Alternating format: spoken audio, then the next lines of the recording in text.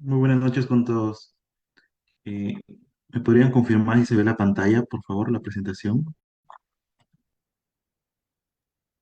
Sí, ingeniero, visualizamos su pantalla. Ok, muchas gracias. Un momento.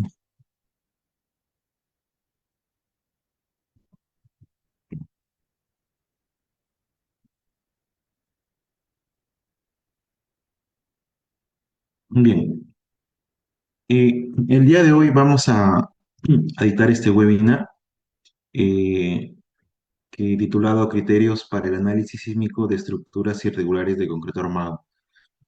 Este webinar es parte introductoria del curso de análisis sísmico de estructuras de concreto armado usando el programa de TAX, ¿no? Eh, en este webinar lo que vamos a tratar es dar una introducción básicamente a cómo va a ser el curso que se va a dictar, ¿no? Y pues esto es parte de un capítulo que se va a ver en su momento durante el curso, pero creemos que es muy importante tenerlo en consideración, dado, digamos, el gran impacto que tiene durante el análisis y el diseño de estructura de concreto armado.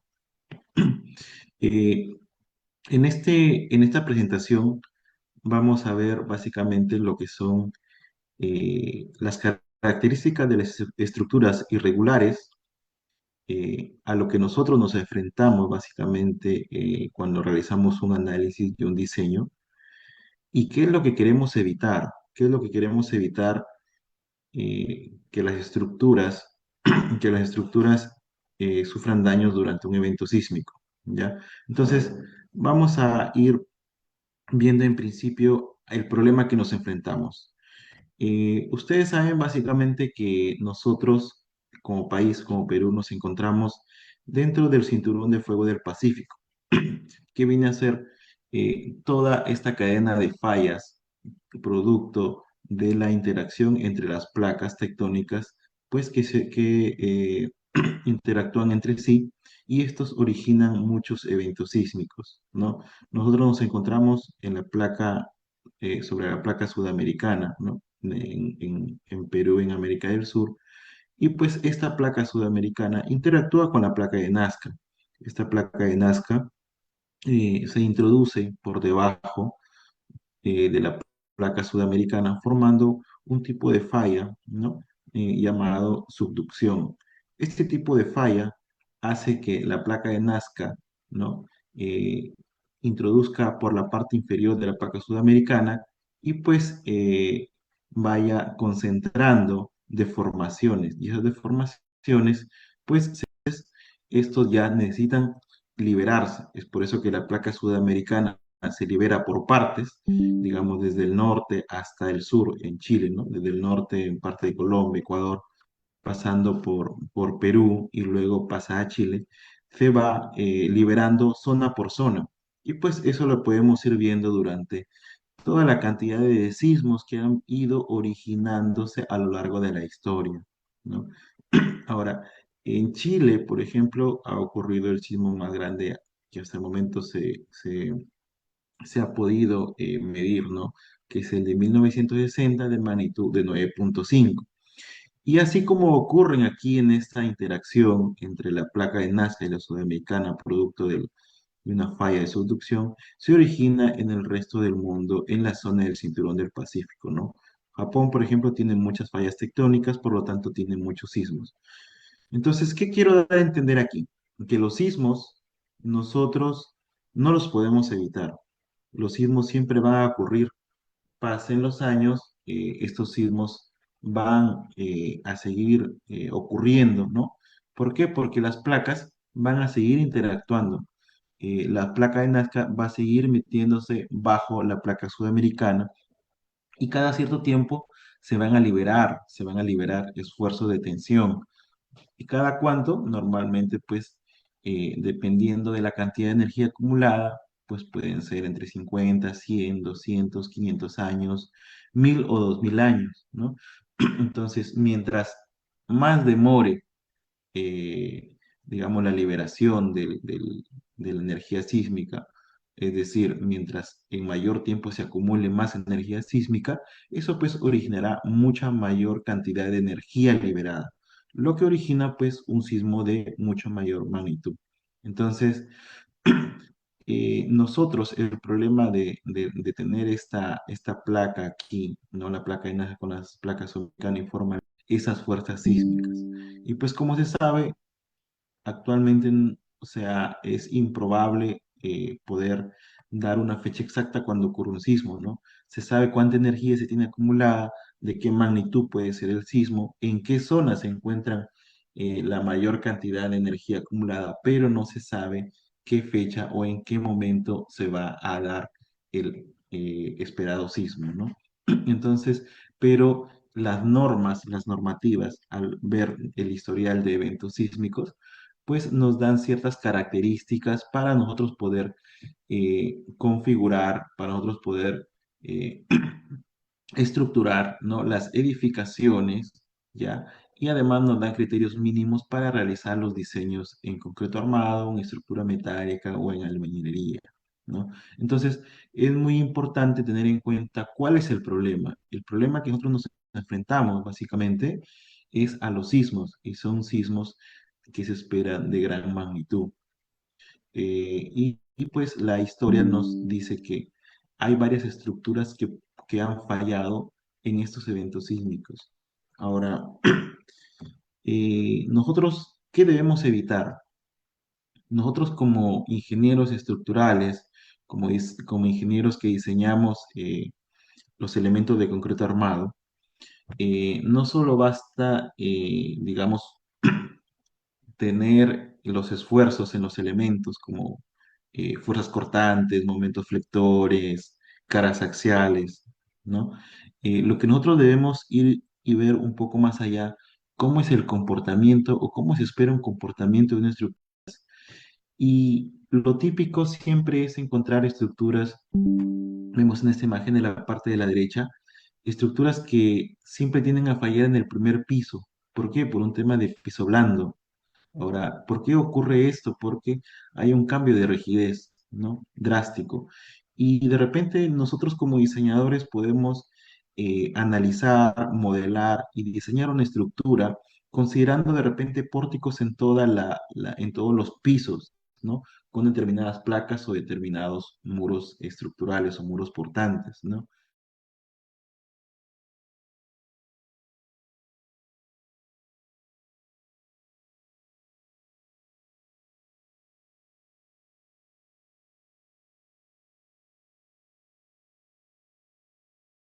Elementos como tabiquería de cerramiento, como algún elemento tabique o algún parapeto en el perímetro, que no está reflejado en el primer piso porque no se puso en el primer piso, pero sí en los siguientes pisos, y no se consideró el detallamiento en los planos, donde te indique que pues estos elementos deben ir confinados y separados de la estructura principal para que la estructura tenga un determinado comportamiento tal como se ha idealizado en el análisis y en el diseño. Entonces, este elemento que está acá ha originado que se produzca una concentración de rigidez en los niveles superiores y en el nivel inferior, pues ha originado que se concentren esfuerzos y las columnas han fallado, ¿no? Se han generado rótulas plásticas y han fallado antes que la estructura superior. Lo mismo se puede ver en la foto de la derecha. Y pues acá podemos ver cómo han fallado, ¿no? La formación de rótulas, como ustedes han podido ver, es la concentración de daño. ¿Producto de qué? De concentración de esfuerzos y de deformaciones. Eh, Acá podemos ver que lo que pasaba es que el concreto pues ha explotado. ¿Y por qué? Porque se ha concentrado tanto la fuerza de corte que los estribos no han podido ser capaz de contener el concreto confinado, pues y han fallado. El esfuerzo, la fuerza ha sido tanto que ha tenido que fallar y liberarse la energía y por lo tanto la estructura ha colapsado. Ahora, esto, por ejemplo, en un diseño Nosotros, como les comenté, podemos considerar el diseño de una estructura idealizándolo como que una columna es constante en toda, de una sección constante en toda la altura. Y pues no consideramos a veces el aporte de los tabiques, que por más que sean realizados o construidos con unidades ladrillo pandereta de repente, ¿no? Esos elementos, cuando yo los comienzo ya y los pego, los adiciono, los conecto a los elementos estructurales, ya adicionan cierto nivel de rigidez y que eso puede afectar otros elementos estructurales, ¿no? Con este caso las columnas del primer piso. Lo mismo pasa en la figura de la izquierda, ¿no? Acá, por ejemplo, por más que aquí de repente en el diseño nunca se consideró el efecto de los muros que vemos acá a mediana altura. ¿Por qué? Porque yo en mi modelo solamente he analizado las columnas con las vigas como unos pórticos, pero nunca consideré en mi modelo matemático que aquí iba a haber un elemento que por más que no tenga, digamos, una función estructural, le aporta cierto nivel de rigidez. Y este elemento que vemos acá, esta columna corta, va a hacer que se concentren los esfuerzos y por lo tanto falle. Esto es una cuestión de detallamiento en los planos, por eso es muy importante eh, no solamente basarnos en los cálculos, sino también revisar como ingenieros estructurales los detalles que se ponen en el proyecto, ¿no? No solo basta con tener planos de cimentación, planos de losas, planos de aligerados, sino también hay que tener un plano detallado de tabiquerías, pues todas las estructuras tienen tabiques que en principio necesitan ser confinados, como bien se saben, y además tiene que estar separado de la estructura principal. En el último sismo ocurrido acá en Lima, si ustedes recuerdan, hubo lamentablemente un fallecido eh, que le cayó un parapeto. Ahora, ¿ustedes creen que ese parapeto que estaba en cierto nivel y cayó hasta el primer piso estaba debidamente confinado? No, no se encontraba, no tenía unas columnetas, no tenía una viga de amarre, no fue diseñado considerando pues que era un elemento embolado y que pues que podías dañar a las personas durante un evento sísmico. Entonces muchas veces nosotros nos enfocamos en los planos de losas, en los planos de la cimentación y dejamos de lado muchas veces los detalles de los elementos no estructurales. Entonces es muy importante sumar ese plus, ¿no? Sumar ese nivel de detallamiento en nuestros proyectos como ingenieros estructurales, sabiendo pues que son ellos los elementos no estructurales que pueden afectar el comportamiento de los elementos principales y pues no se logra el comportamiento esperado, ¿no? Y otro tema de irregularidad que siempre vemos es el tema de la torsión. Acá en la parte de abajo podemos ver el tema de la torsión que muchas veces por requerimientos arquitectónicos o requerimientos del cliente o de otras especialidades, ¿ya? Se tiende a tener elementos en planta o estructuras en planta que tienen mucha excentricidad, es decir, su centro de masa y su centro de rigidez se separan mucho. Esto genera un par, ¿no? Porque ustedes saben que el centro de masa es donde el sismo va a actuar y el centro de rigidez es donde la estructura va a responder. Entonces esto genera un par de momento. Visto en planta, genera una rotación, un pivoteo en los elementos que son muy flexibles y por lo tanto origina daño. Eh, como les comentaba, típicamente las edificaciones en los primeros pisos siempre tienden a diseñarse o a tener el uso de estacionamientos o de repente uso comercial. Y para eso pues se requieren ciertas dimensiones y espacios vacíos, ¿no?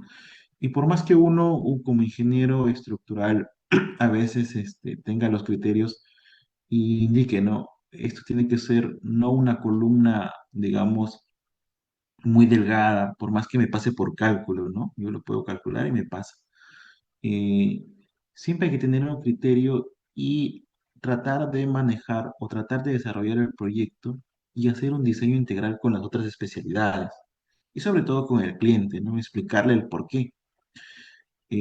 Por más que yo eh, me pase por cálculo una columna, digamos así, de esta sección delgada, eh, yo sé por experiencia o por lo ocurrido en otros países o incluso acá en el Perú, podemos ver que por más que numéricamente cumplamos o digamos por norma también estemos utilizando fuerzas mucho mayores del atletismo, siempre se tiende a ver un tema de buenas prácticas constructivas, buenas prácticas en el diseño, ¿no? Entonces es importante llegar a un consenso con otras especialidades y con el cliente, de tal forma hacer saber nuestro punto de vista y sobre todo, pues, lograr un diseño integral, ¿no? Con nuestras especialidades, de tal forma de evitar estas estructuraciones, esta estructuración, esta columna muy delgada y durante un evento sísmico, pues, evitar las fallas, ¿no? Por más que yo le ponga muchos estribos, por más que yo le ponga más acero, ¿no? Resistencia al concreto mucho mayor, la estructura puede tener eh, un daño, ¿no? Que puede originar el colapso. Y a la larga, pues, esto pues origina un mucho mayor gasto en tema de reparación y es más, ni siquiera se puede reparar y esto pues esa estructura hay que demolerla, ¿no?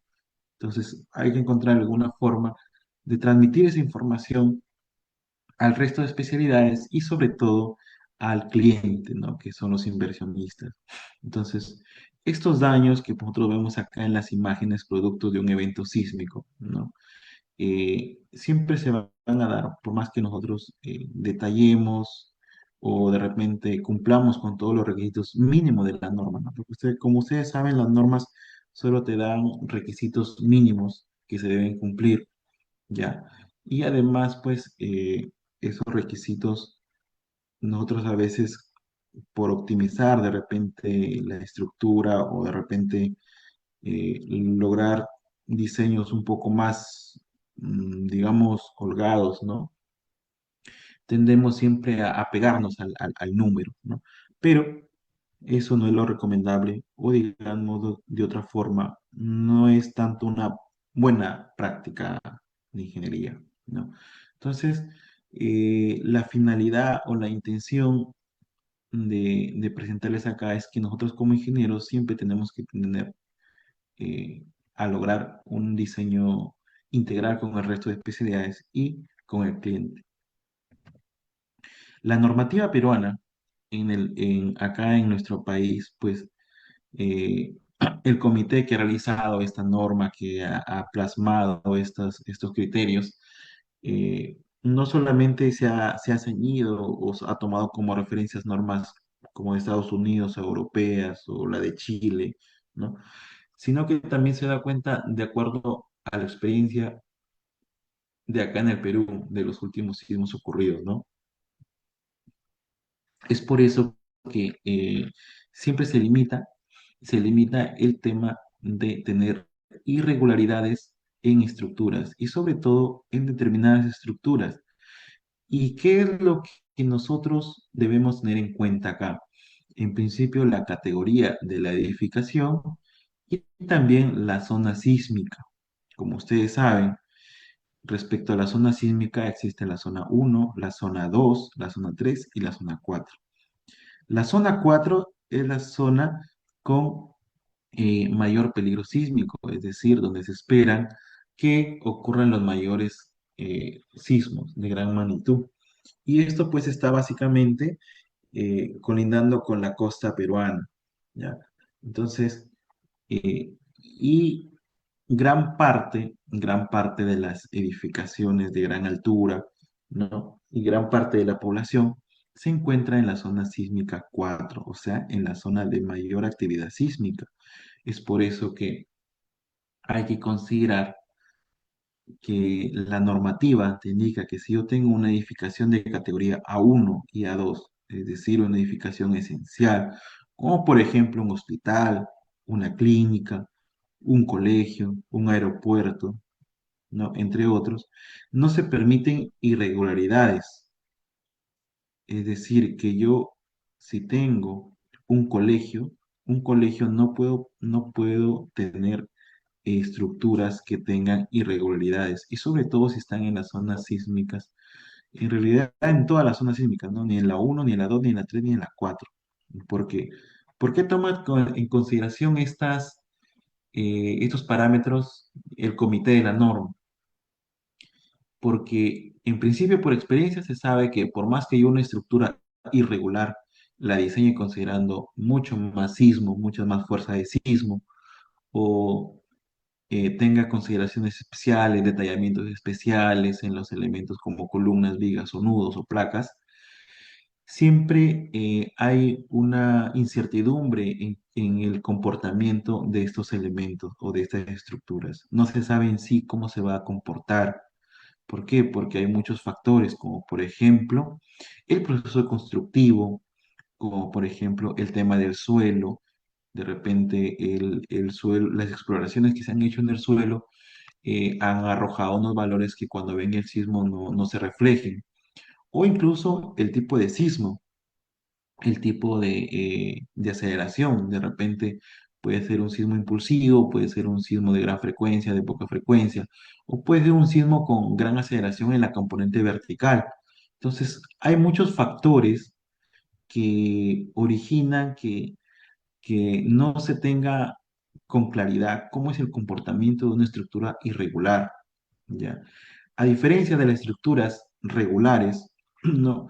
Que incluso de forma estática se puede saber con mayor, digamos, claridad el comportamiento de estos elementos, ¿no? De estas estructuras. Es por eso que se limita y se evita el uso de estas estructuras irregulares, ¿ya? A medida que pasan la categoría de la edificación, ¿no? Pasa de una categoría esencial, ¿no? Importante a común, se va permitiendo un poco más el tema de las irregularidades. Ahora, una edificación de categoría A1, como por ejemplo un hospital, es muy importante, pues como ustedes saben, después de un evento sísmico, las personas que han sufrido daños, que se encuentran lastimadas o heridas, tienen que ir a tratarse a un hospital o a una clínica. Estos estos edificios no tienen que presentar daño. Es por eso que se evita el tema de la irregularidad. ¿Ok? Eh, Además de los colegios, el tema de las instalaciones de los bomberos también, ¿no? Porque producto de un evento sísmico, aparte de que dañan las estructuras, también dañan las instalaciones de gas, por ejemplo. Esto pueden originar explosiones. Entonces es muy importante estar preparados y sobre todo proteger las estructuras para que luego de un evento sísmico permanezcan lo más estable posible o evitar gran parte del daño y puedan seguir trabajando, funcionando continuamente. Eh, Además, bueno, tenemos los aeropuertos que también tienen que trasladar pues temas de víveres, ¿no? Trasladar personas, ¿no? Luego de un evento sísmico. Es por eso que las edificaciones A1 y A2 son muy importantes, de forma esencial, y pues se debe evitar el tema de la irregularidad. Luego, a medida que va pasando, digamos, el nivel, pasamos a los tipo B y luego a la categoría C, se va permitiendo un poco las irregularidades, pero tampoco de forma extrema, ¿no? Ahorita vamos a ver, digamos, en qué se diferencia las irregularidades y las irregularidades extremas. Vamos a ir viendo, por ejemplo, acá el tema de las irregularidades en planta en principio. Las irregularidades en planta, como dice la norma S030, la norma de diseño sismo resistente, eh, existen distintos tipos de irregularidades y cada uno tiene cierto factor que se le da para castigar al diseño de la estructura. Este factor que vemos acá, lo que va a hacer es alterar al valor de R. El R es el factor de reducción de fuerza sísmica. Y este factor R lo que hace es reducir la fuerza sísmica, ¿no? Porque nosotros nunca diseñamos con el 100% de la fuerza sísmica, ¿no? Diseñamos para determinado nivel de fuerza, o sea, solamente con un porcentaje. Pero cuando la estructura es irregular, la norma te dice, ¿sabes qué? Incrementan un poco más la fuerza. ¿Por qué? Porque esta estructura es irregular y hay mayor incertidumbre en el comportamiento de este edificio. Por lo tanto, lo mejor es que tú le incrementes más la fuerza de sismo. ¿Ok? Ahora, existen distintos tipos de irregularidades. Están separadas por irregularidades en planta e irregularidades en vertical o en altura. Vamos a ver las irregularidades en plantas principales que te indica la norma, ¿no? En principio tenemos la irregularidad torsional. Esta pues básicamente es muy característica en edificaciones, sobre todo en esquina, ¿no? Acá podemos ver un ejemplo de la planta de un edificio, eh, que acá vemos que todo esto son muros, ¿no? Muros colocados asimétricamente. ¿Por qué asimétricamente? Porque si vemos la planta, que es un rectángulo, vemos en este eje muros, pero en el lado de acá no vemos muros. Lo mismo pasa en la otra dirección. En este eje que está acá, extremo, tenemos muros y en la parte que está acá no tenemos muros. Entonces, aquí lo que pasa es que tenemos una concentración de rigidez en la parte superior derecha, pero la masa de la estructura, eso no se mueve, la masa tiene otra ubicación. Por lo tanto, lo que se origina es una excentricidad. Quiere decir que el centro de rigidez y el centro de masa van a estar separados. Esta separación lo que va a generar es un momento torsura en planta, cuando venga el movimiento sísmico. ¿Por qué? Porque el centro de masa es donde viene el sismo y origina que se mueva la estructura. Entonces, el centro de masa va a ser donde se va a aplicar la fuerza de sismo cuando hacemos un análisis. Y el centro de rigidez es, digamos, el punto donde va a reaccionar la estructura. ¿Con qué? Va a reaccionar con una fuerza que va a ser igual a la rigidez por el desplazamiento, ¿no? Y como depende mucho de la rigidez, y la rigidez la tengo concentrada solamente en un lado, los dos van a originar un par, o sea, un par de momento. Ese par va a originar que toda la estructura gire o rote, va a rotar, ¿no? Entonces, como va a rotar, esto va a originar que los elementos más flexibles, en este caso podemos ver las columnas en estas zonas, ¿no? En esta zona que estamos acá, van a tener mucha mayor deformación, mientras que las columnas que están atrás, acopladas a los muros, van a tener desplazamientos muy pequeños. Esta rigidez, esta irregularidad torsional, hace que las columnas acá en el perímetro o en la esquina sufran mucho esfuerzo y lo más probable es que se originen los colapsos, ¿no? Los colapsos. Se van a originar concentración de esfuerzos y por lo tanto aquí es donde se van a originar las primeras rótulas plásticas, ¿no? En un comportamiento no lineal o un comportamiento inelástico. Y pues esto que está aquí nosotros básicamente siempre nos hemos encontrado con este tipo de diseño, ¿no? O con este tipo de estructuras, edificaciones en esquina que el cliente quiere tener todas estas zonas abiertas, ¿no? Vanos libres, ¿por qué? Porque es zona comercial, zona de estacionamiento, ¿verdad? Entonces, se quiere ganar una fachada limpia y poner las columnas más pequeñas posible, las vigas más pequeñas posibles. Entonces, siempre, como les comentaba, hay que tratar de minimizar esta estructuración, ¿no? En elementos de concreto armado. Por más que la norma te dice alterarlo por un factor de 0,75 LR, castígalo, ¿no? Yo le puedo incrementar más la fuerza de sismo a estas columnas, pero también incrementa la fuerza de sismo en las placas y las columnas que están acá en la parte de atrás. Entonces, te da cierto criterio la norma, pero no es suficiente, ¿no? Siempre se espera que estas estructuras tengan cierto nivel de daño, ¿no? Es por eso que hay que encontrar otra forma de solucionarlo, ¿no? De repente acá se pueden poner no columnas, sino algunas placas, ¿no? Y en la parte de atrás lo que se puede hacer es aislar estos muros de las columnas, volviendo los tabiques confinados, separados por puntas de 1 pulgada o de 2 pulgadas, ¿no? Tratar de eh, minimizar el daño y evitar pues que exista demasiada excentricidad entre el centro de masa y el centro de rigidez en planta de la estructura. ¿Ok? Luego, bueno, esta irregularidad por torsión se incrementa mucho más cuando las deformaciones son mucho mayores, ¿no? La norma te dice incluso que lo alteres por un factor de 0,6, prácticamente como que le aumentas el 40% a la fuerza de sismo, ¿no? ¿Y cuándo ocurre eso? Cuando se tiene, por ejemplo, ya demasiadas deformaciones, ¿no? En el caso anterior, por ejemplo, hemos visto cómo hay una concentración de placa en una esquina similar a esta, ¿no?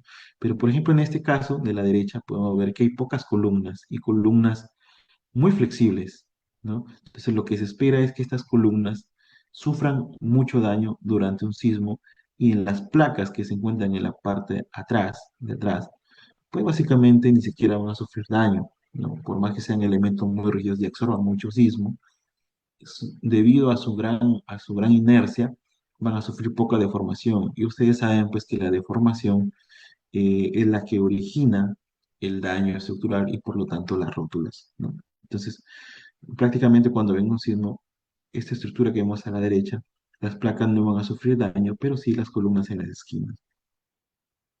También ocurre pues cuando se tiene concentración no solamente de placas, sino también de elementos muy rígidos, o incluso en las cajas de ascensores, ¿no? O en las cajas de escaleras.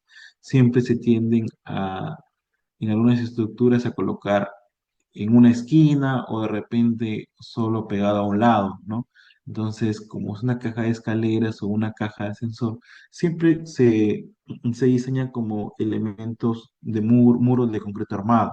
Entonces, es un problema que siempre se ha visto en las estructuras y por más que se, se intenta, ¿no? Minimizar el daño de repente o poniendo más columnas o poniendo elementos más rígidos, siempre hay una excentricidad, ¿no? Una excentricidad que origina gran desplazamiento en estos elementos que están acá, ¿no? Cuando ven el sismo, digamos, en la dirección Y, esta placa en conjunto con estas columnas van a tener poco desplazamiento. En cambio, las columnas que se encuentran acá van a tener un desplazamiento mucho mayor. Esto va a originar que se pivotee, ¿no? Y estas columnas, estas 4 columnas que vemos acá, van a tener grandes deformaciones y pues lo más probable es que las primeras rótulas plásticas se originen no en las vigas, sino en las columnas. Y pues si se origina primero la rótula plástica en la columna, eso va a originar un colapso de la estructura.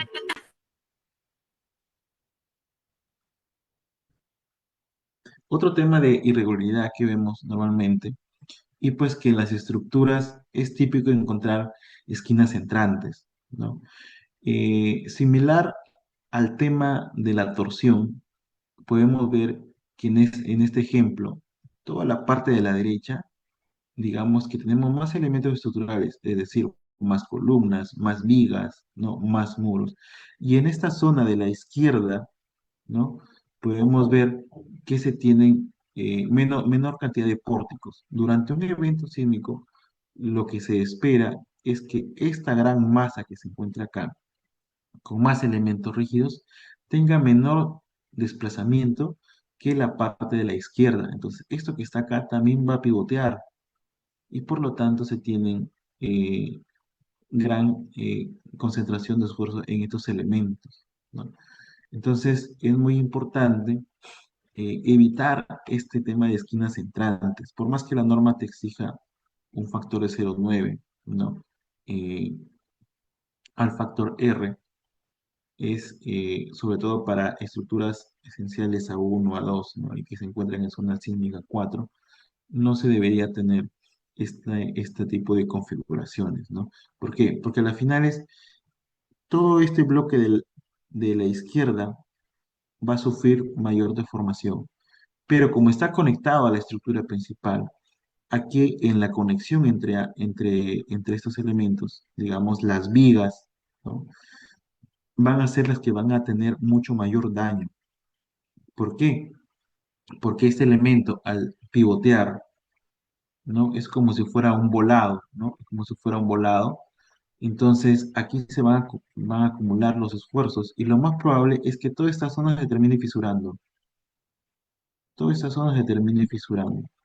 Una solución de esto sería, pues, separar las estructuras colocando una junta sísmica adecuada, de dimensiones adecuadas, para que cuando venga el sismo esas estructuras se muevan, pero no choquen, ¿no? Entonces, hay varias formas de cómo nosotros podemos ir dándole solución a las irregularidades, ¿no?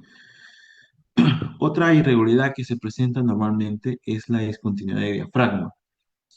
Ustedes saben pues que cuando vemos en planta, y esto es típico en estructuras, por ejemplo, multifamiliares, donde se tienen pues estos vacíos acá, como ductos, ¿no? Para que temas de iluminación o temas de ductos para que pasen, digamos, las instalaciones, siempre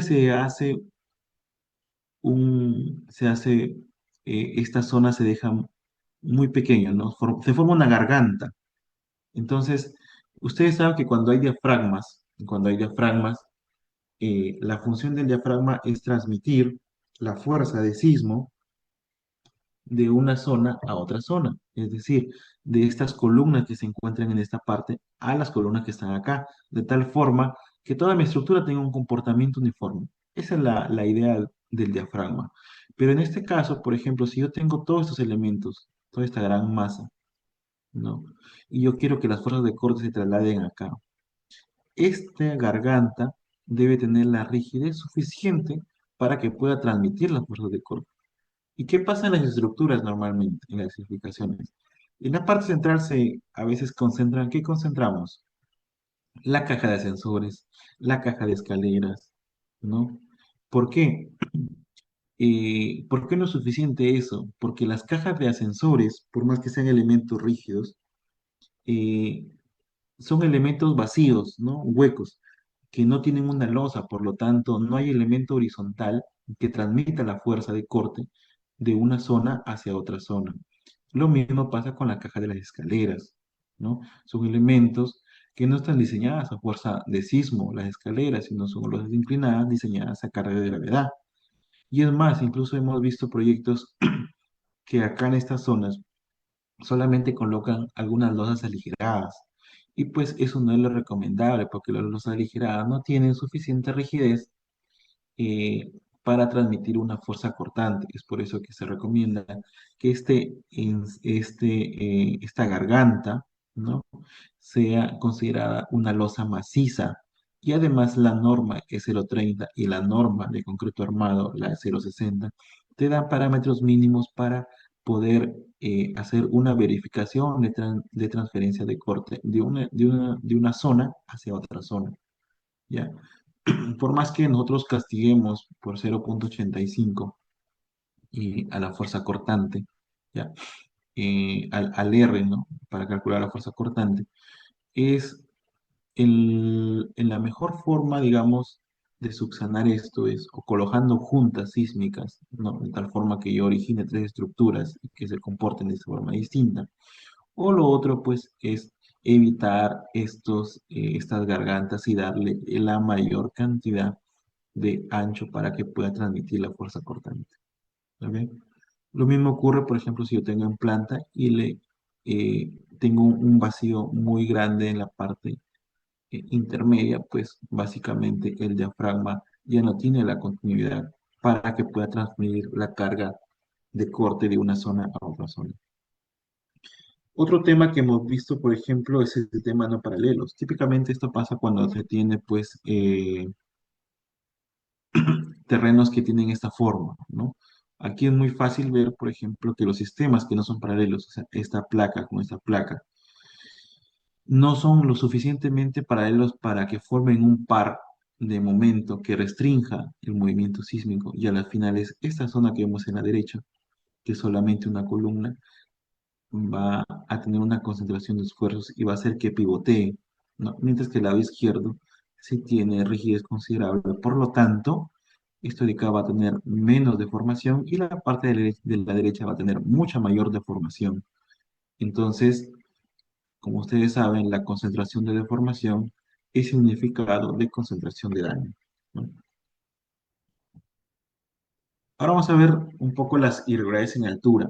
Y la principal que siempre hemos visto es el tema del piso blando. Y como ustedes saben, pues el tema de piso blando, que tiene que ver con la rigidez, o el tema de piso débil, que tiene que ver con la resistencia de los elementos, básicamente es porque nosotros en los primeros pisos o en determinado piso queremos tener áreas libres, ¿no? Para poder eh, colocar, digamos, estacionamientos o temas de mamparas, ¿no?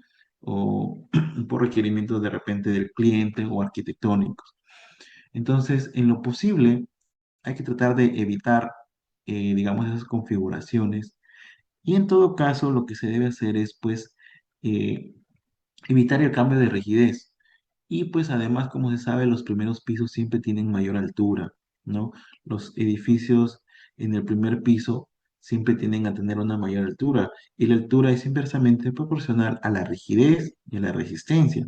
Por lo tanto, hay que tener en cuenta eso, ¿no? Durante el análisis y el diseño de la estructura. Cuando esto ya comienza a incrementar, quiere decir que el cambio de rigidez y el cambio de resistencia ya es muy notorio, ¿no? Entonces, la norma te dice que le dupliques prácticamente la fuerza de sismo, que lo divides entre 0,5 o en todo caso lo multipliques por 2. ¿Por qué? Porque este tema el cambio de rigidez o piso blando se ha visto mucho eh, en los sismos que han ocurrido en todo el mundo, ¿no? Y es típico que siempre fallan las estructuras por esto, por este tipo de irregularidad. Por ejemplo, podemos ver acá en esta imagen de la derecha que de repente el piso blando no ocurrió en el primer piso,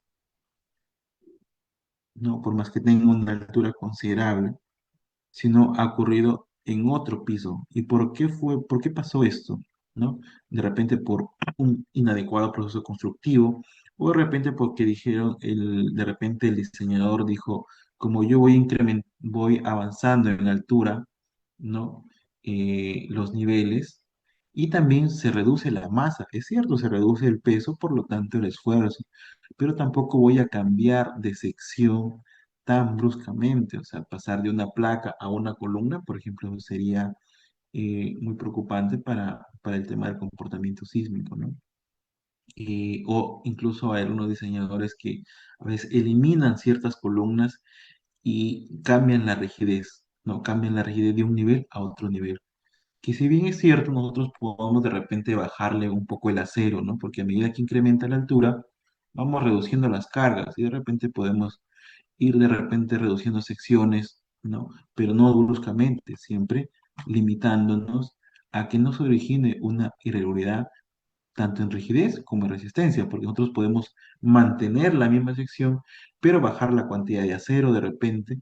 Entonces hay que verificar adecuadamente esos parámetros, ¿no?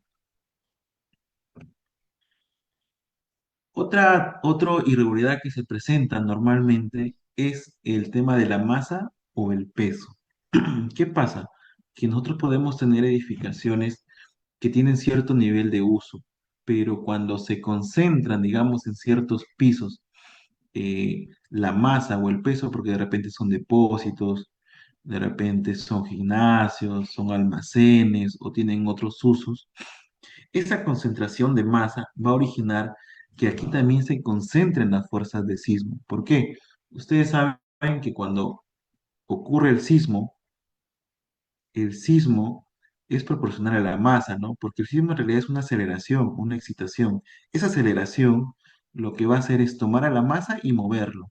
Entonces, eh, el sismo, como es igual a fuerza, es igual a masa por la aceleración, ¿no?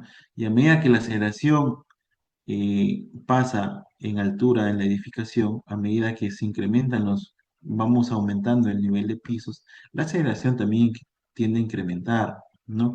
Entonces, la aceleración en el suelo es muy distinta a la aceleración en un nivel superior. En estructuras convencionales, como estas, por ejemplo, la aceleración ya se incrementó. De repente en el suelo es 0,4 G y acá pues de repente es un G.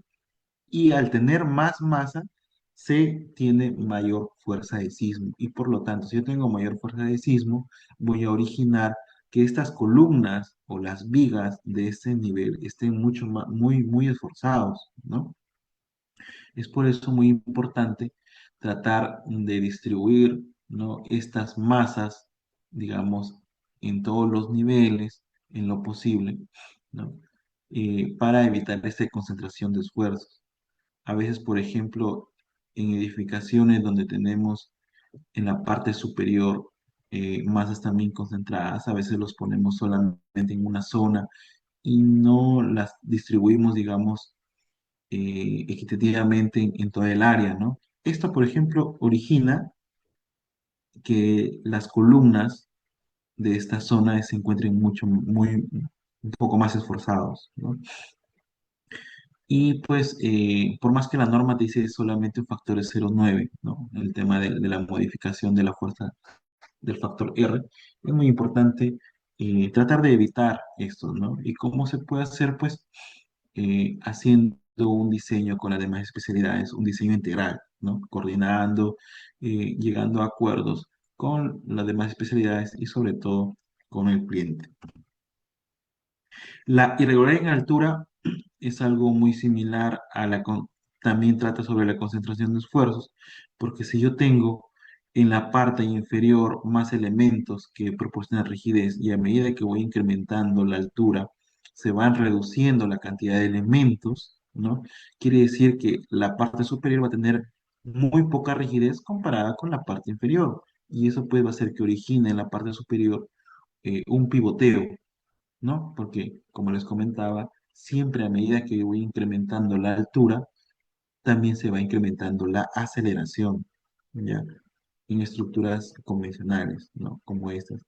Entonces, es muy importante evitar esta configuración porque genera un pivoteo en la parte superior, ¿no? Unas deformaciones y unas aceleraciones muy altas y pues puede originar daño en la parte superior, ya no en la parte inferior de repente, pero sí en la parte superior, ¿no? Y eso hay que evitarlo. Otro irregularidad que nosotros vemos en altura es la discontinuidad de sistemas sismorresistentes, ¿no? A veces hemos visto que, por ejemplo, las edificaciones en el primer piso no requieren, de repente, el cliente no quiere que se le pongan muchas columnas porque quiere ambientes libres, ¿no? Entonces se pone determinado nivel de dimensiones de columnas, ¿no? Pero en la parte superior, de repente va a tener otro uso, va a tener un uso, por ejemplo, multifamiliar, ¿no? O de oficinas donde ya me permiten tener mucha mayor sección de elementos. Y pues a veces los diseñadores tienden a incrementar más bien esa cantidad de, esa dimensión de columna o esa dimensión de viga, originando que se discontinúe el sistema estructural, porque de repente en el primer piso puse una columna y en el segundo piso ya prácticamente se considera una placa. Lo que estoy generando es que el elemento más rígido le transmita fuerza cortante al elemento más débil y este no va a tener la suficiente sección para que pueda tener un óptimo comportamiento. Y no solamente eso, sino que se originan excentricidades, por lo tanto, momentos adicionales que de repente no se han considerado durante el análisis y durante el diseño. ¿Ya? Entonces es muy importante tratar de evitar, ¿no? Por más que, digamos, yo tenga una edificación donde el primer piso de repente va a ser usado como de repente un restaurante, de repente un taller, donde no requiero muchas columnas, donde se trata de evitar, pero la idea es que si yo pongo las dimensiones de esas columnas en el primer piso, en el segundo piso también las ponga, las coloque, ¿no? Y los tabiques, porque en el segundo piso y en los pisos superiores, yo voy a tener gran densidad de muros. Esos muros, esos tabiques que no son portantes, separarlos como una junta sísmica, ¿no? Debidamente detallado en los planos para evitar la concentración de fuerzas en la parte superior y evitar estas irregularidades. Y es más, evitar el tema del, cuando ya es un poco más extremo, ¿no? Yo puedo tener columnas que terminan en cierto nivel y las columnas nacen de alguna viga y continúan, o sea, ya esto es, por más que, digamos, matemáticamente yo puedo hacerlo pasar, porque de repente acá puedo poner una viga de gran peralte, ¿no? Me permite la arquitectura poner una viga de gran peralte y que puede transmitir fuerzas cortantes. No es una buena práctica, además no se sabe en sí cómo es el comportamiento, ¿no? Entonces, tratar de llegar a un consenso con el resto de especialidades para poder evitar estas irregularidades. Nuevamente muestro esta tablita porque es muy importante tenerlo en consideración, ¿no? El tema de la tabla número 10 de la norma, que no hay que tener irregularidades, sobre todo en edificaciones tipos A1 y A2, y que se encuentran en la zona sísmica 4 y zona sísmica 3 y 2, ¿no? Es muy importante tener esta consideración porque pues estas estructuras son muy sensibles y deben tener una funcionalidad continua luego de un evento sísmico. Ahora, normalmente nosotros hacemos un análisis elástico que puede ser estático o puede ser dinámico, espectral, ¿no? Entonces, por más que la norma te dice que las deformaciones que nosotros obtenemos del análisis, ¿no? Para pasarlas de elásticos a inelásticos, cuando se trata de estructuras irregulares, la multipliquemos por 0,85R. Este numerito que vemos acá, 0,85R, prácticamente es un resumen de todo el comportamiento no lineal de la estructura. Y ese comportamiento no lineal prácticamente es el que se va a desarrollar durante un sismo de gran magnitud. Entonces, ¿ustedes creen que sea suficiente hacer un análisis a nivel elástico, ¿no? Sabiendo que cuando venga un sismo, digamos, de gran magnitud, este análisis elástico en realidad eh, no va a ser suficiente para tener el comportamiento real de la estructura, sino lo que se espera es que se formen las rótulas, como podemos ver acá, ¿no? Las rótulas en las vigas, en las columnas, y pues se origine un comportamiento inelástico. Y pues en estructuras irregulares, la norma te dice multiplícalo por 0,85 y en regulares 0,75. O sea, castiga un poco más porque en sí el comité, de acuerdo a la experiencia, sabe que estas estructuras irregulares tienen un desempeño, digamos, o un comportamiento que no es del todo real, ¿no? Sino que siempre hay una incertidumbre desde la forma en que se modela y se analiza, y sobre todo en la forma como se comporta, ¿no? Por ejemplo, una estructura eh, que tiene un piso blando, como pueden ver acá en la derecha, las rótulas siempre se forman normalmente en las columnas, las primeras rótulas plásticas, ¿no? Aquí es donde se concentra la deformación y pues por lo tanto se forma la rótula y libera energía, porque la estructura ya no puede seguir concentrando más energía porque estos elementos son muy débiles. En cambio, la parte superior, pues básicamente permanece estable, ni siquiera se ha formado ninguna rótula.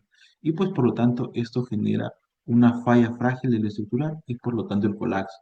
En cambio, en la parte de la izquierda, ¿no? Se tiene una formación de rótulas en vigas, que es lo que primero se espera, ¿no? Que primero las vigas comiencen a tener fallas, ¿no? Comiencen a tener fallas dúctiles, ¿no? Comiencen a disipar energía. Y esto le da tiempo suficiente para que las personas se pongan a buen recaudo para luego esperar, digamos, ya que se comiencen a formar rótulas en las columnas, ¿no? Y la estructura tenga una falla, pero no una falla frágil, sino una falla dura. Cuando yo tengo estos elementos, digamos, por ejemplo, columnas débiles, ¿no? Eh, o los pisos blandos, se genera un momento de segundo orden. Este momento de segundo orden es producto de la carga axial multiplicado por la deformación horizontal.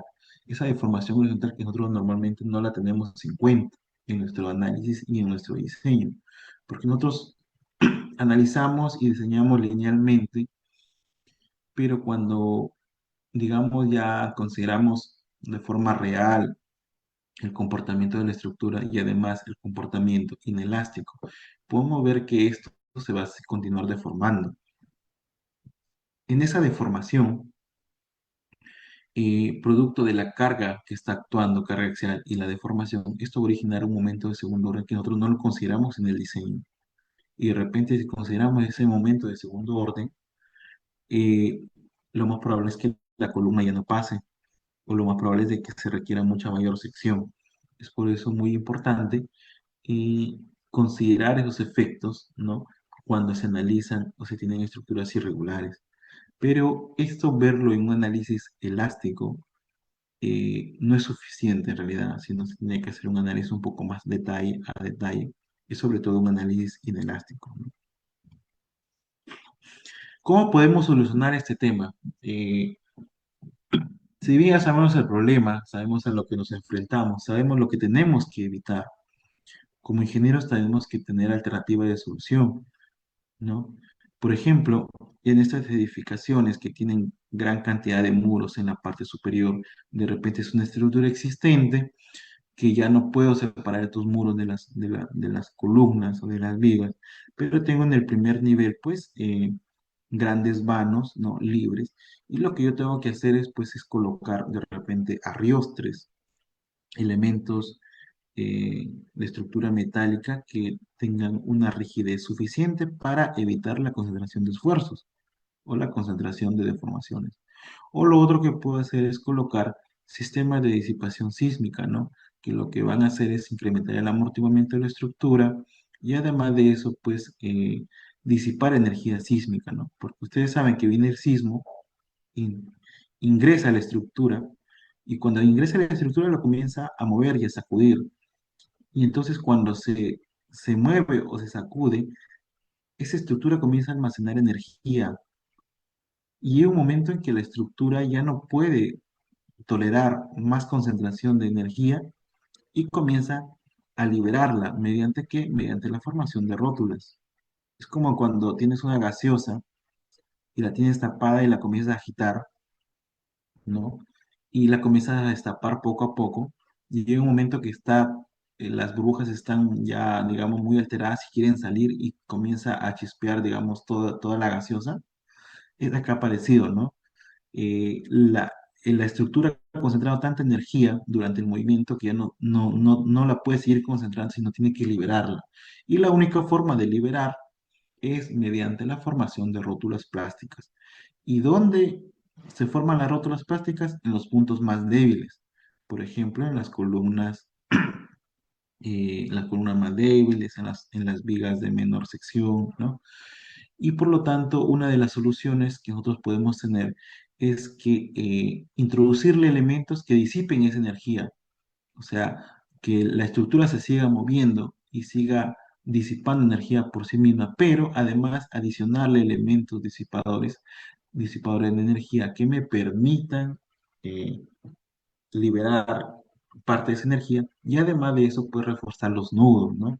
Con estructuras metálicas, con fibra de carbono, ¿no? Entonces, hay muchas alternativas de solución, sobre todo para estructuras existentes, ¿no? Cuando se tienen proyectos desde cero, es muy importante tener en consideración la configuración, ¿no? Tenemos estructuras, por ejemplo, como pueden ver en la izquierda, en forma, ¿no? Con estas formas, digamos, irregulares, ¿no? Que se pueden solucionar, sí, con posibles alternativas de solución, y que básicamente es pues separando las estructuras mediante juntas sísmicas, ¿no?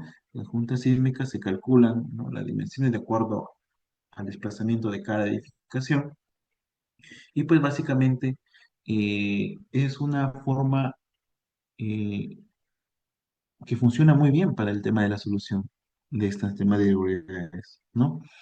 En la parte de la derecha podemos ver también que lo que se busca es evitar la concentración de rigidez, por ejemplo, en planta, ¿no?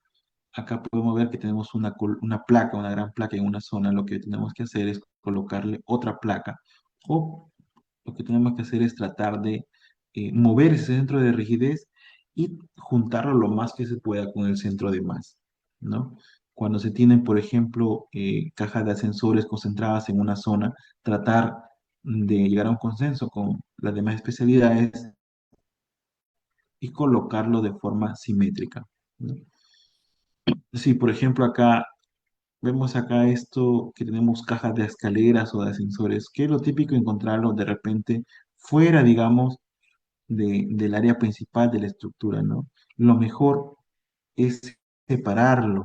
¿Separarlo para qué? Para que no genere una concentración de rigidez en esta zona. Cuando se tienen muros, por ejemplo, eh, tabiques que se necesitan, ¿no?, por requerimientos de la propia edificación, lo mejor es separarlos, tener juntas sísmicas, ¿no? Juntas sísmicas que eviten que estos tabiques conecten a los elementos como columnas y aporten rigidez que de repente uno no ha considerado durante el análisis y durante el diseño sísmico. Entonces, hay varias alternativas de solución que se pueden ver. Y si yo tengo, por ejemplo, edificaciones que de por sí tienen una arquitectura, digamos, un poco más exigente, ¿no? Y digamos que ya no se pueden plantear alternativas de solución convencionales, sino que sí o sí se tiene que tener estructura irregular, una estructura irregular. Lo que se puede plantear, por ejemplo, es el uso de aisladores sísmicos. Estos sistemas de disipación sísmica que se colocan en la base, ¿no?, que separan el suelo de la edificación, lo que van a hacer estos elementos es concentrar la deformación del sismo y disipar la energía. Entonces bajan drásticamente la fuerza del sismo. Entonces la parte de arriba, ¿no?, es tan pequeña la fuerza y que pues no importa si es una estructura irregular. ¿Por qué? Porque la fuerza de sismo no origina grandes esfuerzos. Estos aisladores sísmicos lo que hacen es concentrar la fuerza de energía, ¿no?, mediante deformaciones, y los elementos de concreto armado pues arriba en la parte superior tienen menos esfuerzo, ¿no? Eh, el tema de irregularidades, como podemos ver, se presenta básicamente en la mayoría de proyectos. Siempre tenemos proyectos como estructurales que vamos a encontrar esas consideraciones, ¿no? Por requerimientos del cliente, requerimientos arquitectónicos, requerimientos del terreno, ¿no? Porque tienen cierta configuración.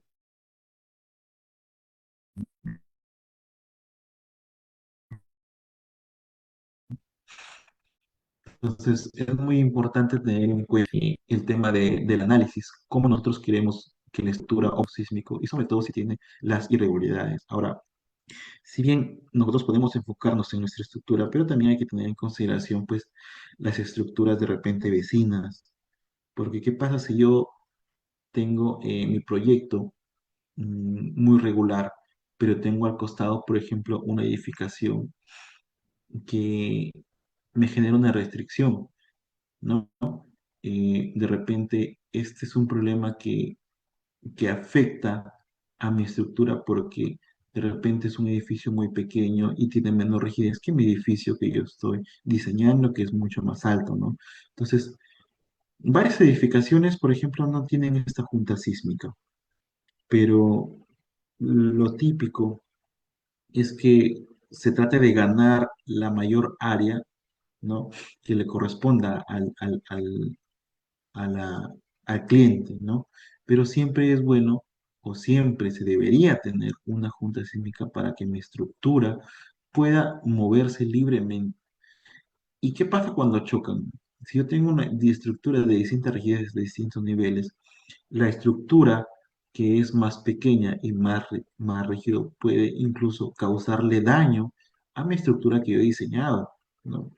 Es por eso no solamente ver la parte de la estructura que yo estoy diseñando, sino también ver el contorno en el que yo estoy, eh, en que mi estructura está proyectada. Y no solamente este problema, ¿no? Hay varios problemas como por ejemplo el tema del suelo, ¿no? De repente yo tengo un proyecto que no se va a desarrollar, digamos, a nivel de terreno, sino de repente en un cerro, ¿no? O en una ladera, ¿no? En un desnivel, ¿no? Donde de repente yo puedo tener de repente la aceleración en la parte inferior, pero ustedes saben que si yo estoy a 10 metros más arriba, la aceleración va a incrementar. ¿Por qué? Porque esa altura provoca un incremento, una amplificación de la aceleración del suelo. Entonces, no es lo mismo construir en un nivel inferior que diseñar una estructura en un nivel superior, ¿no? Como por ejemplo, acá ocurre en bastantes distritos que pues tienen zonas muy altas y las estructuras deberían considerar esa amplificación dinámica de la aceleración, ¿no? Eh, Bueno, eso ha sido en lo que respecta, en lo que quiero transmitir en este webinar, ¿no? Los criterios para el análisis de estructuras irregulares. No sé si tienen alguna consulta para ir ya culminando la presentación. Creo que hay unas consultas en el chat.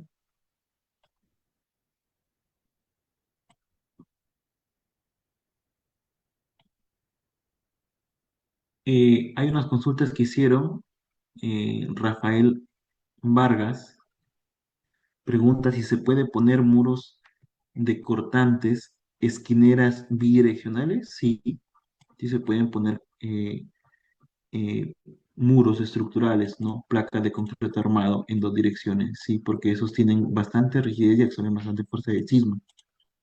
Es una forma de controlar el tema de la torsión en planta.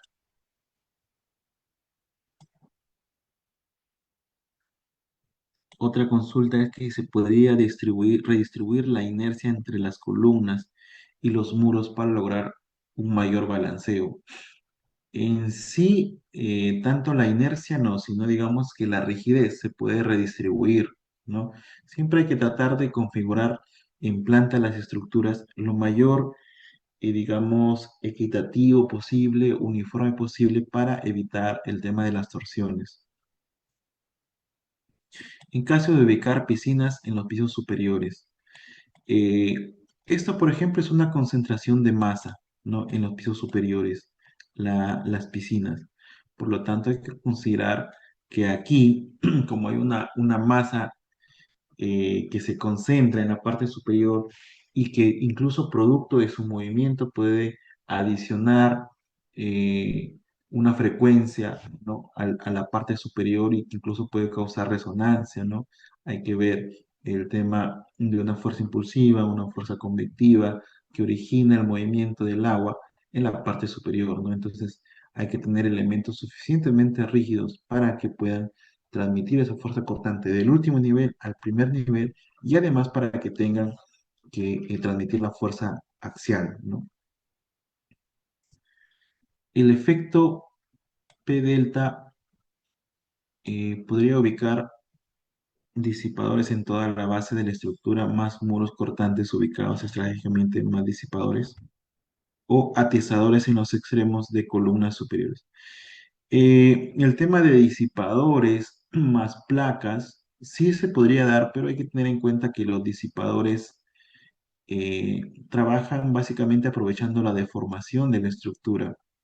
Entonces, si yo coloco muros pegados a los disipadores, los muros por tener gran rigidez ya no se van a deformar.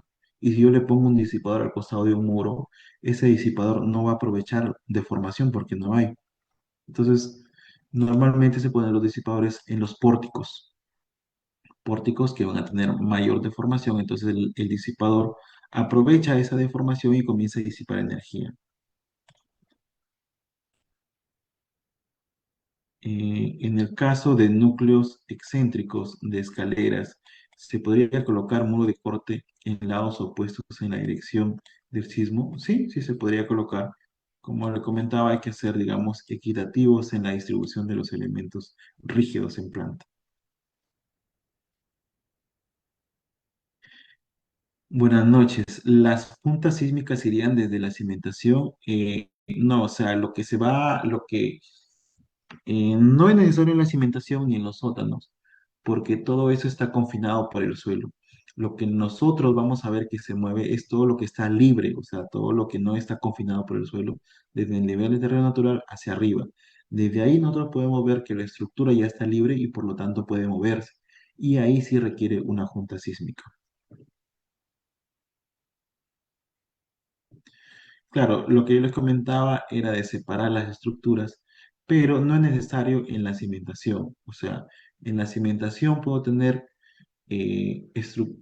zapatas combinadas, zapatas corridas, que unen varias edificaciones, porque esas zapatas básicamente están confinadas por el suelo, ¿ya? O sea, no hay un desplazamiento relativo entre ellos horizontalmente. En cambio, en la parte superior sí las hay.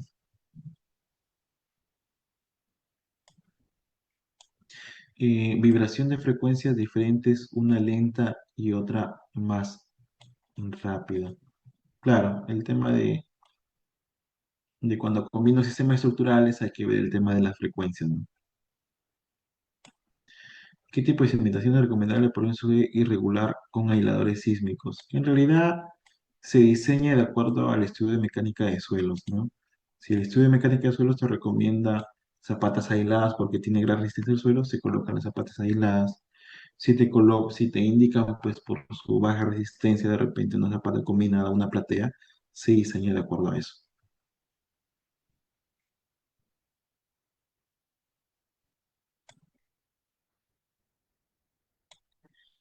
Bueno, el tema de controlar el chicoteo que se genera en las piscinas o los tanques, en realidad el agua de por sí no se puede controlar su movimiento. Lo que se tiene que ver es que se tienen que poner elementos un poco más altos, ¿no? Para controlar que, digamos, el agua sobrepase algunas zonas. Y además de eso, pues ese movimiento genera una fuerza, ¿no? Como comentaba, impulsiva y convectiva, y eso se tiene que considerar en el diseño de los elementos estructurales.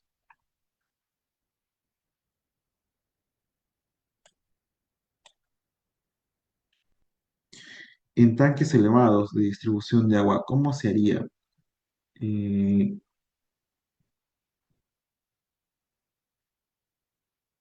claro, el tema del agua, en realidad, si tú comparas la masa del agua con la masa de toda la estructura, es muy pequeño, ¿no? Tú puedes tener 1000 kilos, que es una tonelada, ¿no? En comparado con tu estructura que de repente puede pesar 500 toneladas, entonces es muy pequeño. Eh, pero en sí los tanques elevados se tienen que diseñar de tal forma que yo considere elementos estructurales capaces de transmitir esa fuerza concentrada en la parte superior, ¿no? Porque si tiene una aceleración que es muy alta y va a originar de repente gran momentos flectores en las columnas que la van a sostener.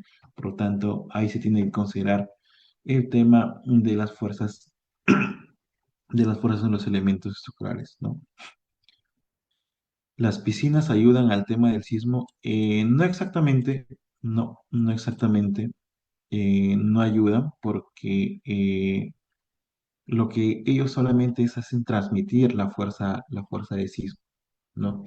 Hay un diseño especial de masas sintonizadas, pero que no exactamente son piscinas, ¿no? Sino hay otros elementos que se diseñan para esos temas.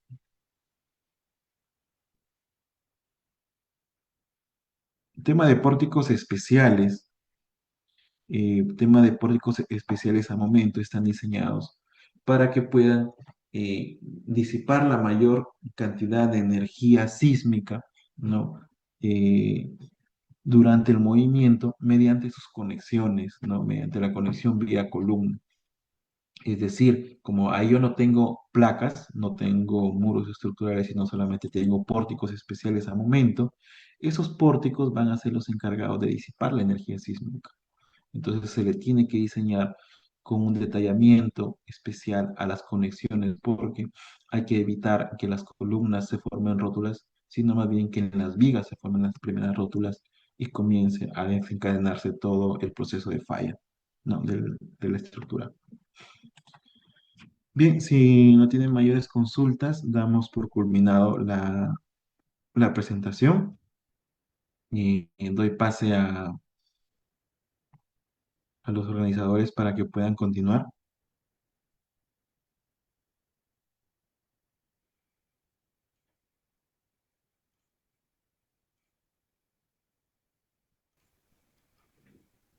Sí, bien, ingeniero. Entonces, muchas gracias por la ponencia de esta noche. Uy. Estimados participantes, entonces vamos a continuar con las dinámicas mencionadas al inicio. Un segundo, voy a compartir pantalla entonces para que ustedes también puedan visualizar. Vamos a iniciar con una primera dinámica sorpresa o especial para todos los asistentes de esta noche.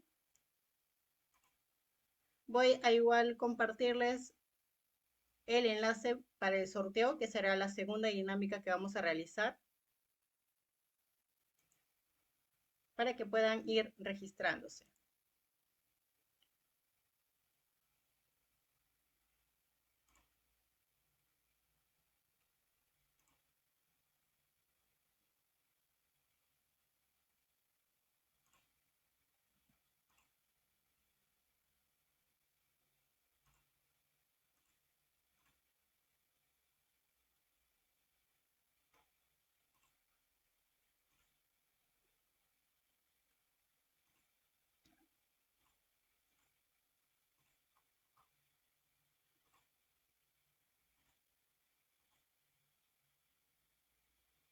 Bien, entonces en este momento voy a iniciar con la primera dinámica.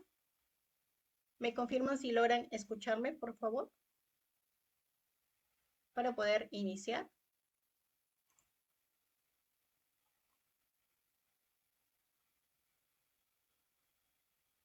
Ya, excelente. Entonces, vamos a dar inicio entonces con la primera dinámica. Posiblemente muchos de ustedes ya han visto esta primera dinámica en otro de nuestros webinars realizados. Esta dinámica va a consistir en poderles brindar a todos ustedes un increíble descuento. Vamos a ofrecerles el 50% de descuento para que puedan inscribirse a la modalidad avanzada del curso. Voy a ocultar por aquí esta barrita. Bien, entonces vamos a darles unos 10 minutos, que es el tiempo que abarca esta dinámica. Sí, son 9:27, vamos a dar hasta las 9:37, que son 10 minutos, para que puedan inscribirse con el 50% de descuento. Voy a compartirles de igual forma el enlace de inscripción al curso para que lo tengan ahí. Bien, entonces el monto o la inversión general del curso es de 380 soles, como ven en la parte izquierda de la pantalla, y en dólares de 109 dólares. En caso ustedes se animen y se inscriban para la modalidad avanzada del curso, van a poder tener el 50% de descuento. Es decir, que van a poder inscribirse con tan solo 190 soles o en caso de ser dólares con 100, no, perdón, con 55 dólares y en soles con solo 190 soles. Sí, he compartido el enlace de la inscripción también para que puedan inscribirse ahí en caso tengan algún inconveniente para poder adjuntar sus comprobantes.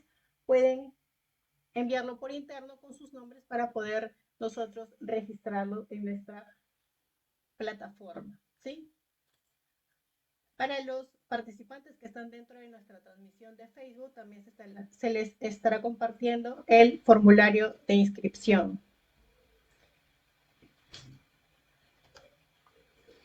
Bien, vamos a mencionar unos puntos principales entonces del curso. El curso especializado es modelamiento y análisis sísmico de edificaciones de concreto armado con ETABS. Este curso estará dando inicio el día martes 22 de julio.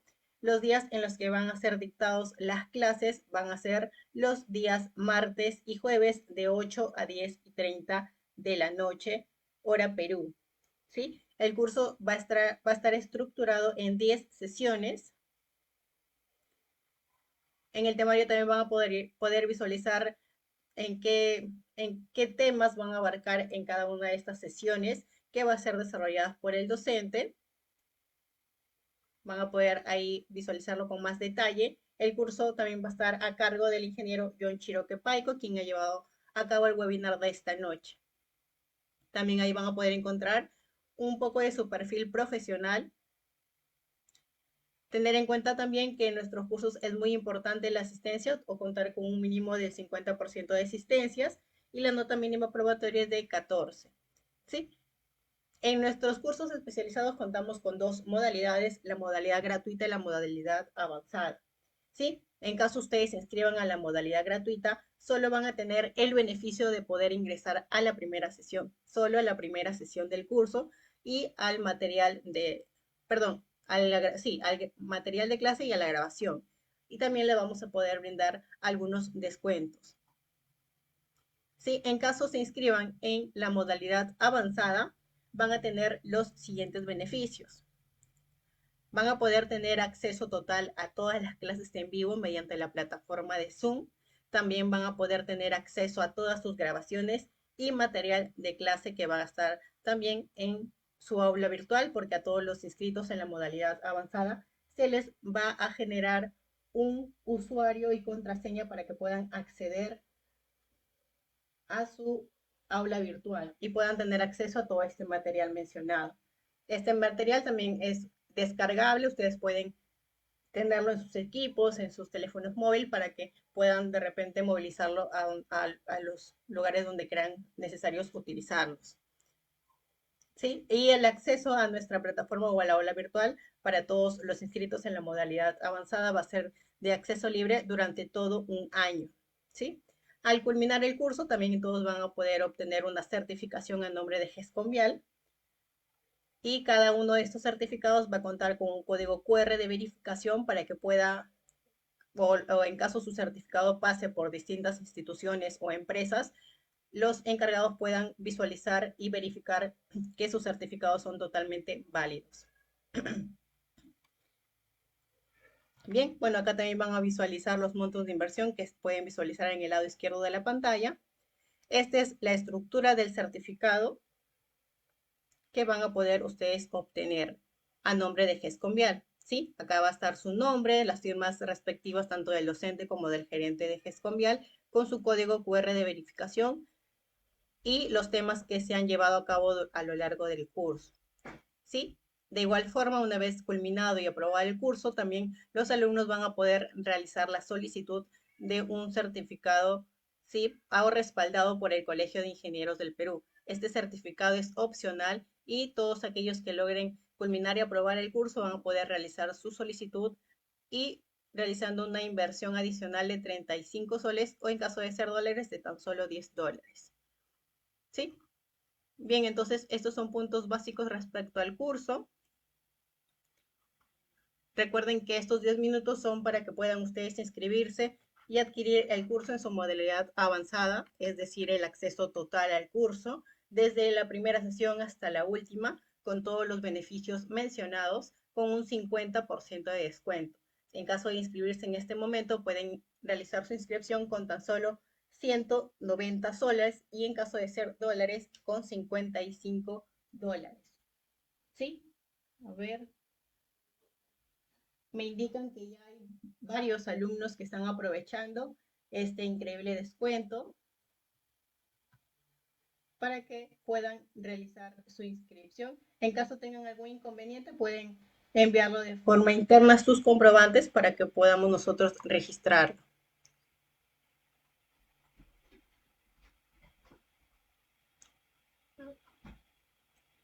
El pago, en caso ustedes adquieran el descuento en estos momentos, el pago es completo en la inversión completa de 190 soles. ¿Sí? En caso de ser exalumnos, no, el descuento de 50% solo es válido en base a la inversión general, ¿correcto? En caso de ser alumnos y después, culminado el webinar, deseen inscribirse al curso, el precio, como ven en la parte izquierda de la pantalla, para exalumnos es de 300 soles. ¿Sí? El 50% de descuento solo es aplicado en base a la inversión general del curso.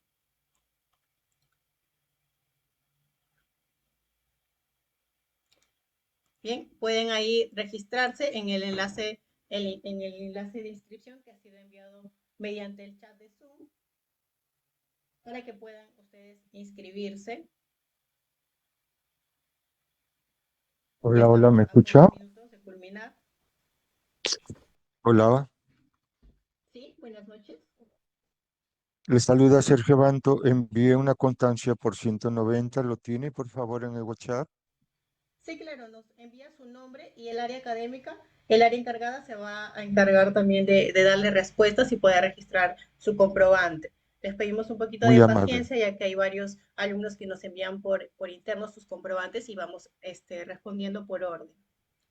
Muchas gracias, muy amable. De acuerdo.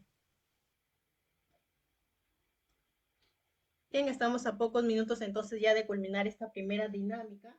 Recuerden que al inscribirse a la modalidad avanzada tienen el acceso total al curso y el descuento es de 50% de descuento, es decir, la mitad de la inversión. Tenerlo muy en cuenta y solo es válido durante esta dinámica, durante el webinar de esta noche. ¿Sí? Luego de ello, el descuento ya no va a estar habilitado. En caso luego quieran inscribirse, van a poder solicitar la información respecto al curso y van a poder inscribirse en base a la inversión general.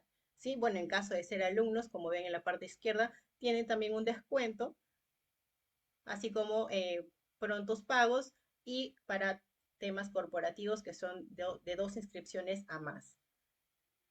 Sí, a ver, me indican que hay varios participantes que están aprovechando este increíble descuento, que es la mitad de la inversión general. Excelente.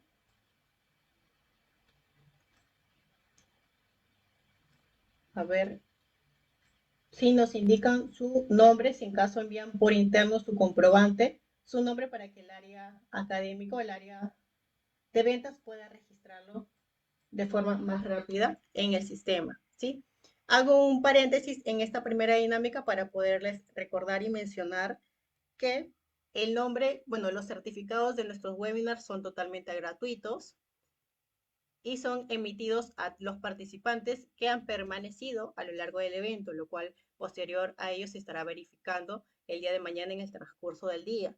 Y los nombres que nosotros tomamos en cuenta para la emisión de los certificados son los nombres con los que se registran aquí en la plataforma de Zoom o por el formulario de asistencias que se ha enviado mediante la transmisión en Facebook, ¿correcto?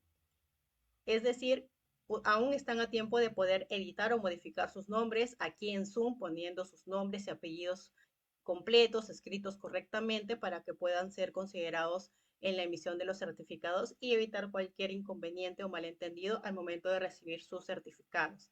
¿Sí? El formulario que se ha enviado para la participación del sorteo es netamente para el sorteo. Esos nombres no los tomamos en cuenta para la emisión de certificados. ¿Sí? Los nombres que se toman en cuenta, vuelvo a recalcar, que son los nombres con los que se registran aquí en la plataforma de Zoom y por el formulario de asistencias que se comparten mediante las transmisiones en Facebook. ¿Sí?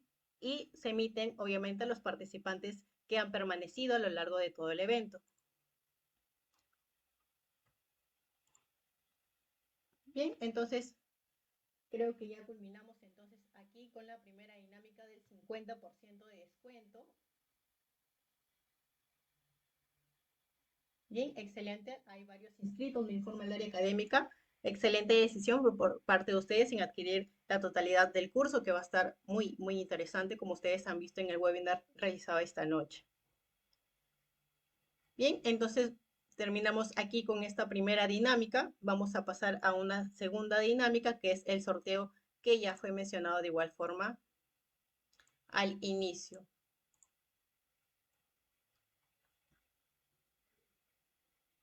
A ver, un segundo. Voy a compartir pantalla nuevamente para que ustedes puedan visualizar también los nombres que se han registrado, de los participantes que se han registrado para el sorteo.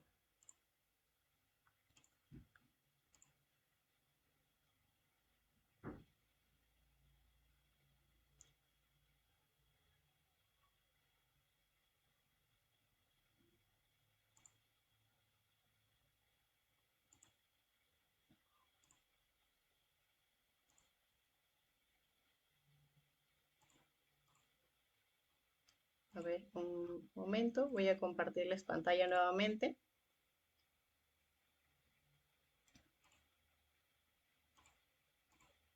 Bien, entonces ahí van a poder visualizar los nombres de todos los que se han logrado registrar para que puedan participar en el sorteo de las semibecas. Voy a mover esta barrita de acá. Aquí están los nombres. Hemos ocultado los datos personales por temas de seguridad. Aquí ya tenemos los nombres completos. ¿En dónde puedo ver la lista? Que no lo veo acá en la pantalla. ¿No visualizan mi pantalla, estimados? Está borroso. ¿O puedes ver mi nombre, Sergio Abanto? A ver, voy a darles aquí un zoom entonces para que de repente lo puedan visualizar con más claridad. Vamos a ordenarlo por orden alfabético de repente para que se les haga un poco más sencillo visualizar sus nombres. A No se ver. ve. Sí, aquí está Sergio. Sergio Ya. Guillermo. Sí, Sí, Sergio Guillermo Abanto Jiménez. Eso sí, es. sí está registrado para el sorteo entonces. Muy amable. Ahora sí estoy tranquilo. Ya está. Excelente, Sergio. ¿Se ve borroso la pantalla? A ver, Y un muy instante. borroso. Voy a volver a compartir pantalla un minuto.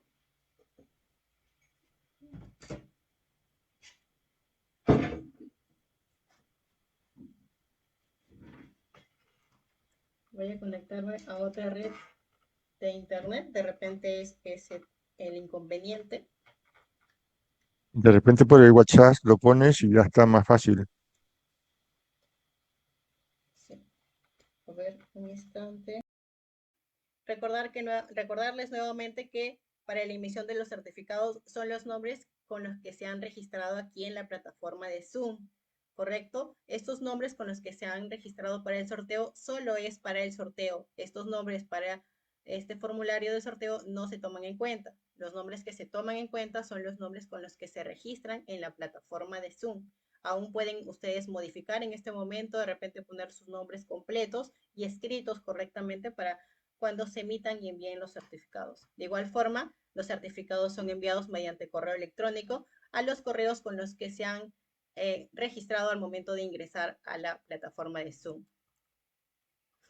Bien, entonces ya se culminó ese minuto adicional para el registro. Voy a proceder entonces a cerrar el acceso de los formularios. De igual forma vamos a tomar en cuenta a los que han logrado participar mediante nuestra transmisión en Facebook.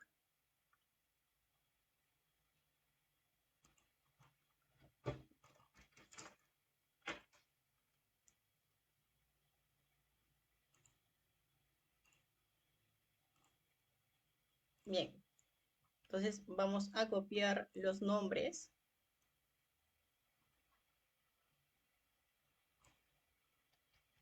Son 29 participantes.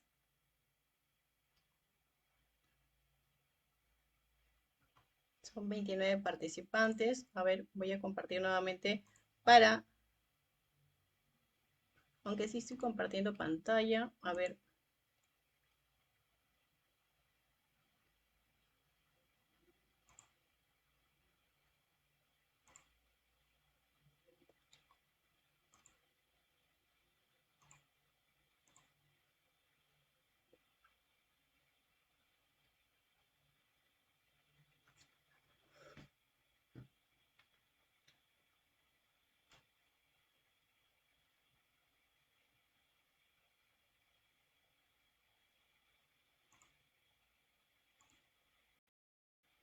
Bien, estimados, voy a pegar entonces los nombres de los 29 participantes. También vamos a tomar en cuenta a los que han estado en la transmisión de Facebook. Un segundo, voy a registrar a los participantes. Son, a ver, en Facebook han participado 6 participantes, porque recuerden que el registro solo es de una sola vez. Vamos a copiar estos 6 participantes más. ¿Sí? ¿Me confirman si logran ver la ruleta para poder dar inicio entonces al sorteo? Y se ve. Ya, excelente. Entonces, vamos a dar aquí una mezcla a sus nombres, ya que se había ordenado de forma alfabética.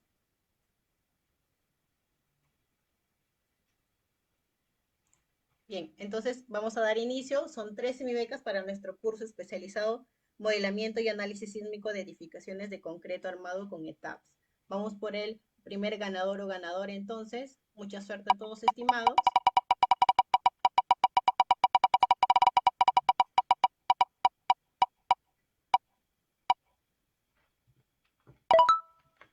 Bien, Pedro Alexander, felicitaciones.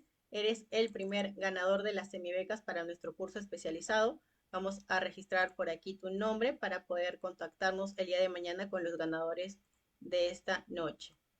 ¿Sí? A ver, voy a registrar por aquí tu nombre. Un segundo. Bien, entonces vamos por el segundo ganador o ganadora de las semibecas. En caso vuelva a salir Pedro, giramos una vez más la ruleta para darle la oportunidad a otro de los participantes. Bien, vamos por la segunda semibeca entonces.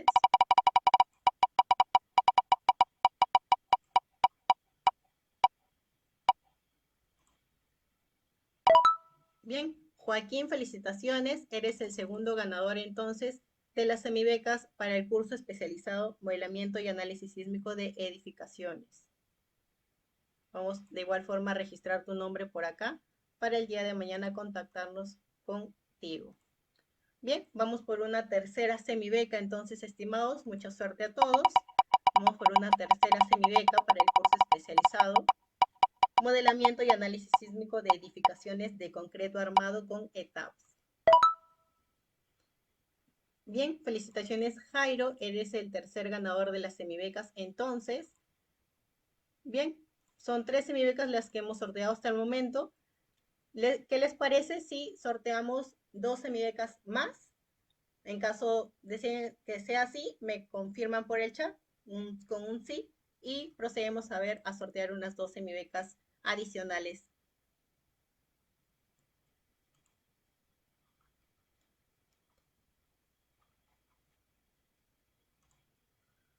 A ver. Bien, entonces vamos a adicionar 2 semibecas más a este sorteo. ¿Sí? A ver, un segundo. Ya. Vamos a sortear 2 semibecas más entonces. Mucha suerte a todos. Vamos por la cuarta semibeca entonces de esta noche.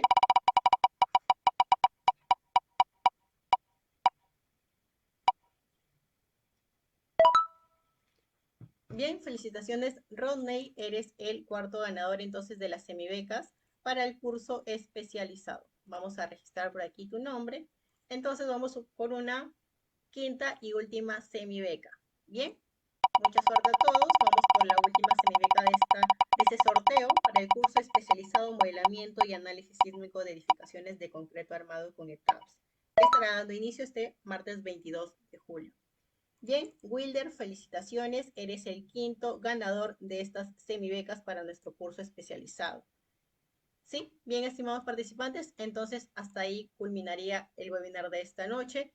Nuevamente agradecerle al ingeniero por haber llevado a cabo el webinar y a todos ustedes por asistir. Nos encontraremos en una próxima oportunidad. Muchas gracias a todos. Que tengan una excelente noche.